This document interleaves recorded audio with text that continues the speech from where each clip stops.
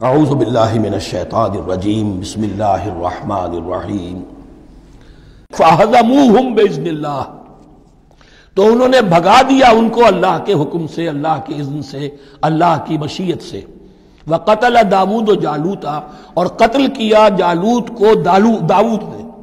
یہ داود جو ہے تورات سے معلوم ہوتا گڈریے تھے، جنگلوں میں رہتے تھے اپنی بھیڑیں بکریاں لے کر، اور ان کے پاس ایک گوپیا ہوتا تھا، اس گوپیے کے اندر پتھر رکھ کر اس کو گھما کر وہ مارتے تھے، لیکن نشانہ اتنا صحیح تھا کہ اس سے وہ کہتے تھے کہ میں شیروں کے جبڑے توڑ دیتا ہوں۔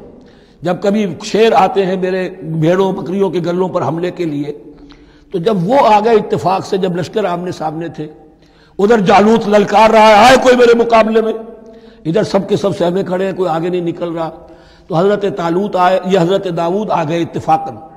کہا معلوم ہوا کیا سچویشن ہے، یہ ہے کہ اچھا ٹھیک ہے، میں اس غیر مختون کا میں معاملہ کرتا ہوں، اس لیے کہ یہ ان کے یہاں سب سے بڑی گالی تھی۔ حضرت ابراہیم کی ملت میں ہے ختنہ، اور یہ جو کفار اور مشرک تھے ان کے ہاں ختنہ نہیں تھی، تو نامختون ہونا ان کے ہاں یہ سب سے بڑی گالی تھی۔ اس نامختون کا پھر جو ہے میں اس کو کیفر کردار تک پہنچاؤں گا، میرے پاس یہ گوپیا ہے اور میں تو شیروں کے جبڑے توڑ دیا کرتا ہوں۔ انہوں نے پھر وہ پتھر رکھ کر اور گھمایا ہے، اور سیدھا وہ آنکھ کے سوراخ سے اس کے بھیجے کے اندر اتر گیا، اور اس طریقے سے قتل داود و جالوتا، داود نے جالوت کو قتل کیا، اور اللہ تعالیٰ نے پھر ان کو جو براتب عطا کیے، وَآتَاهُ اللَّهُ الْمُلْكَ وَالْحِكْمَةَ وَعَلَّمَهُ مِمَّا يَشَاءُ۔ ایک تو یہ کہ طالوت علیہ السلام نے اپنی بیٹی کا نکاح ان سے کر دیا، داماد ہو گئے، اور پھر انہی کو وارث بنایا، یہ بادشاہ ہوئے۔ اللہ نے ان کو ہی ملک دیا، حکومت دی، بادشاہت دی، اور دی، نبوت میں دی، یہ دونوں اعتبارات سے ان کو اللہ تعالیٰ نے سرفراز فرمایا۔ وَعَلَّمَهُ مِمَّا يَشَاءُ، اور پھر اسے سکھایا جو کچھ کہ اللہ نے چاہا۔ وَلَوْلَا دَفْعُ اللَّهِ النَّاسَ بَعْضَهُمْ بِبَعْضٍ، اور اگر اس طریقے سے اللہ ایک گروہ کو دوسرے کے ذریعے سے دفع نہ کرتا رہے، زمین میں فساد ہوتا ہے تو اللہ تعالیٰ کو شکل ایسی پیدا کرتا ہے کہ کسی اور گروہ کو سامنے لا کر مفسدوں کا خاتمہ کرتا ہے۔ اگر ایسا نہ ہوتا، وَلَوْلَا دَفْعُ اللَّهِ النَّاسَ بَعْضَهُمْ بِبَعْضٍ لَفَسَدَتِ الْأَرْضُ، تو زمین میں فساد ہی فساد پھیل گیا ہوتا۔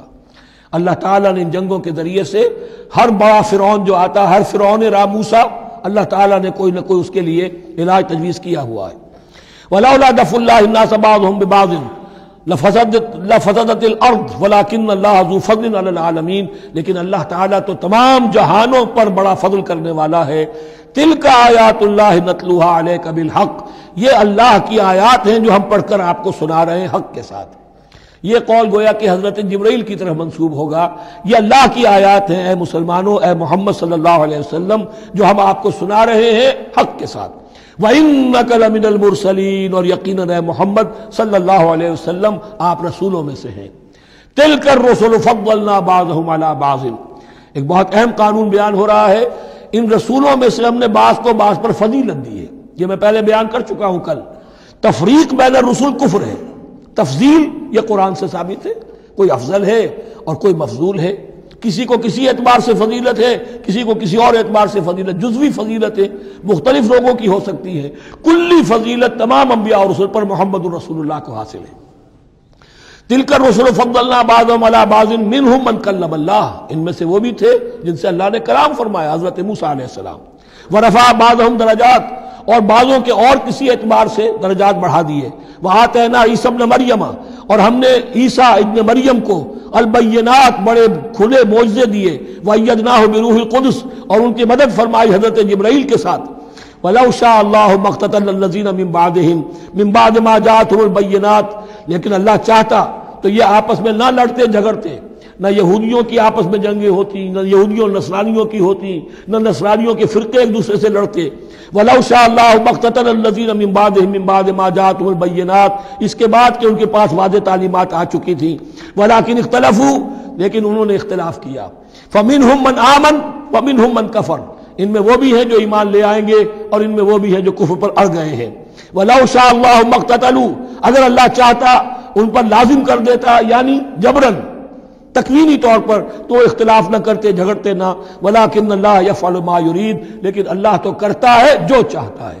اللہ نے جو دنیا کو اس حکمت پر بنایا ہے کہ یہ دنیا کی زندگی آزمائش ہے، آزمائش کے لیے آزادی دی ہے، تو جو شخص غلط راستے پر جانا چاہے اسے آزادی ہے، جو صحیح راستے پر آنا چاہے اسے آزادی ہے۔